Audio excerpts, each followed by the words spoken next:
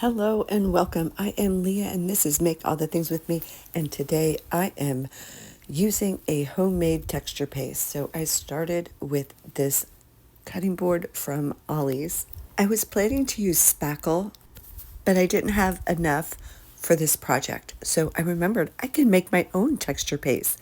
It's baking soda and glue and water.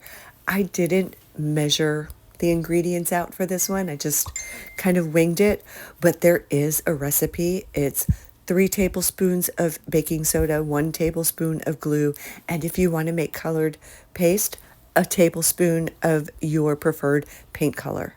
And then you just stir it. You want it the consistency of like spackle or toothpaste, depending how much texture you want. This one that I did for this project, it was more like toothpaste. Once you have it mixed, you can scrape it through a stencil. You can place it carefully inside the spaces of the stencil like I'm doing here. I was doing this because I wanted texture. I wanted them raised. I wanted peaks. I didn't want an even texture paste, if you know what I'm saying. So every time I would place it, I would just dab. I would dab. That's the word I'm looking for. Just dab the texture paste into little spaces so that each little piece had a little peak. Halfway through, I had used up my paste, so I mixed up some more. And this is sped up, but I did take my time. Once you apply all the paste onto your stencil, you want to remove it while it's still wet. Just carefully lift up, and then you're left with this beautiful texture on your surface.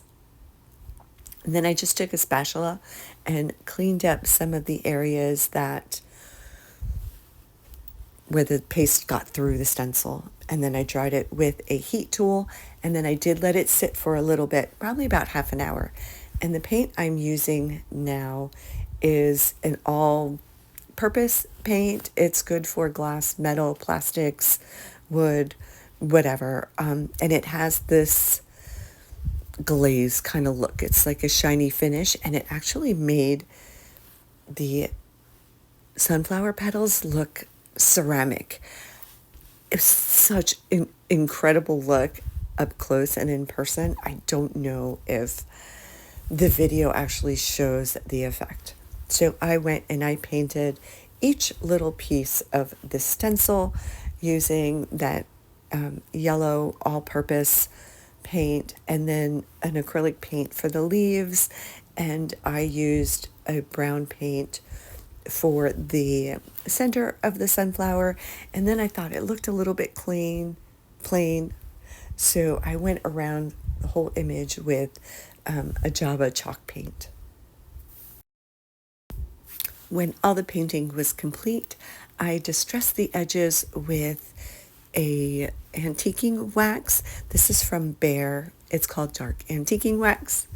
And I went all around the board and on the flower pieces. And then I thought, how about some gold just around the edges? And that just kicked it up a whole bunch of notches. And then I made a simple burlap bow. This burlap has lace around the edges. I believe it's from Michael's. Some twine, and then I took a little sunflower, used the wax on that, glued it onto the board, and this piece is so beautiful. I think it's one of my favorite DIYs. What do you think? Do you like how it turned out? Thank you so much for watching.